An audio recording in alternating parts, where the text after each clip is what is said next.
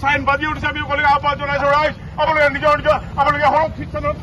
নিজৰ নিজৰ অৱস্থান গ্ৰহণ কৰক আমি সকলো ৰাইজক আহ্বান জনাইছো ইতিমধ্যে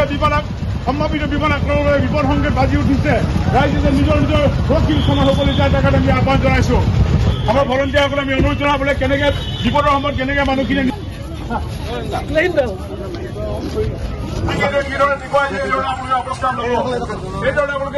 ৰাষ্ট্ৰৰ যদি কিবা সুৰক্ষিত বিল্ডিং পায় তাত আপোনালোকে সোমাব পাৰিব নিজৰ নিজৰ গাড়ীবোৰ বাহিৰলৈ ওলাই আহিব আৰু সেই দ ঠাইত বা সুৰক্ষিত স্থান আপোনালোকে নিজৰ স্থান গ্ৰহণ কৰিব তাৰপাছত যেতিয়া বিপদ সংকেত শেষ হ'ব তাৰপাছত যেতিয়া নিৰাপদ সংকেত বাজি উঠিব তাৰপাছত আপোনালোকে বাহিৰলৈ ওলাই আহিবৰ কাৰণে আমি আপোনালোকক অনুৰোধ জনাইছো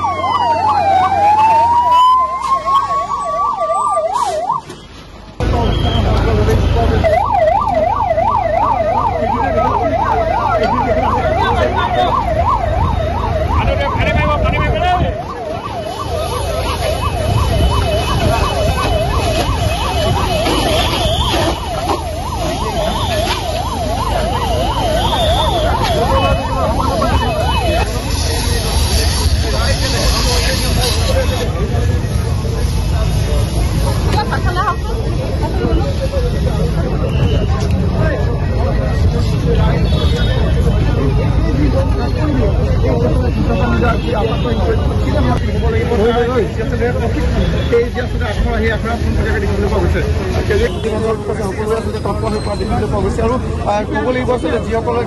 মই আৰু এটা বস্তু দেখুৱাব বিচাৰিম যে যিসকল লোক আচলতে আঘাতপ্ৰাপ্ত হৈছে তেওঁলোকৰ হাতৰ ভিতৰত ৰছী বান্ধি দিয়া হৈছে আৰু তিনিটা ৰঙৰ ৰছী আচলতে সেউজীয়া ৰঙা আৰু ক'লা আৰু প্ৰত্যেকটো ৰঙৰ আচলতে এটা বৈশিষ্ট্য আছে আচলতে ৰঙা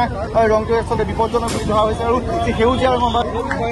মগ ডিল বা যি ৱাৰ্ডিল সেই ৱাৰ্ডিল কৰা হৈছে আৰু এই যি আখৰ আহি আখৰ পৰিৱেশ আমি দেখা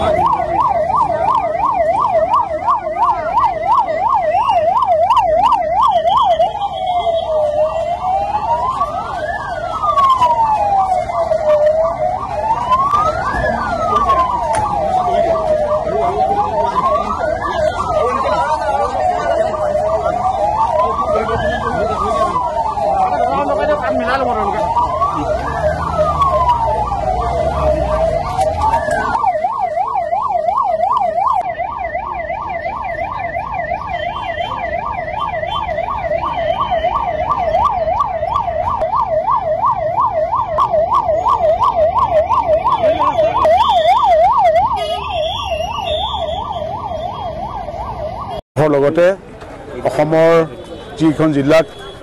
চিহ্নিত কৰা হৈছিলে তাৰ ভিতৰত শিৱসাগৰ এখন অন্যতম শিৱসাগৰ জিলাত আমি শিৱসাগৰ জিলা প্ৰশাসন অসামৰিক প্ৰতিৰক্ষা বিভাগৰ উদ্যোগত তিনিটা স্থানত আমি এই মক ডিল বা আখৰা আমি ইতিমধ্যে অনুষ্ঠিত কৰিলোঁ এই আখৰাৰ যোগেদি আমি এই বিষয়টো আমি এবাৰ চাব বিচাৰিছোঁ যে যদি প্ৰকৃত এনেকুৱা পৰিস্থিতি সৃষ্টি হয় যি সময়ত বিমান আক্ৰমণ হ'ব পাৰে বা বোমা আক্ৰমণ হ'ব পাৰে সেইখিনি সময়ত কেনেকৈ ৰাইজে নিজকে সুৰক্ষিত কৰাৰ লগতে আমি আমাৰ ওচৰৰ লোকসকল সুৰক্ষিত কৰিব পাৰিম সেই বিষয়ে এই মক ডিলৰ জৰিয়তে আমি ৰাইজক সজাগ কৰিলোঁ যদি পৰৱৰ্তী সময়বোৰত এনেকুৱা ধৰণৰ প্ৰকৃততে এনেকুৱা ধৰণৰ আক্ৰমণ হয় আমি এই ক্ষেত্ৰত আমি সকলোৱে আমি ভাবোঁ যে আমি নিজকে সুৰক্ষিত কৰি ৰাখিব পাৰিম ৰাইজৰ প্ৰতি আমাৰ এটা আহ্বান যে তেওঁলোক সজাগ থাকক সচেষ্ট থাকক আৰু তেওঁলোকে যিখিনি মানে গাইডলাইনছ গভৰ্ণমেণ্টৰ পৰা দিয়া গৈছে তাৰ লগতে যিখিনি ইমাৰ্জেঞ্চি প্ৰট'কল মানে থাকেই যেনেকৈ ধৰক CCTV কেমেৰা থাকে বা আপোনাৰ ইমাৰ্জেঞ্চি ফায়াৰ এলাৰ্ম থাকে বা ফায়াৰ এক্সটিংগুইচাৰ থাকে বা পানীৰ যিখিনি মাধ্যম থাকে সেইখিনি যাতে তেওঁলোকে হস্তম ৰাখক কাৰণ শিৱসাগৰ টাউনত 100-150 ওপৰত ডাঙৰ ডাঙৰ বহুমহলীয়া অট্টালিকা আছে তো তাত আমাৰ ONGC ফায়াৰ ছাৰ্ভিচ আছে আমাৰ ষ্টেট ফায়াৰ ছাৰ্ভিচ আছে কিন্তু একে সময়তে যদি আপোনাৰ 15-20টা জুই একেলগতে লাগি যায় তেতিয়াহ'লে আমিতো একেলগতে 15-20টা জেগাতে ইমান সম্ভৱ নহয় গতিকে তেওঁলোকে নিজৰ জেগাত যিবোৰ আপোনাৰ ফায়াৰ হাইড্ৰেণ্ট আছে ফায়াৰ এক্সটিংগুইচাৰ আছে বা CCTV কেমেৰা আছে ডিটেক্টৰ আছে এইখিনি বস্তু তেওঁলোকে যাতে ভাল কৰি ৰাখে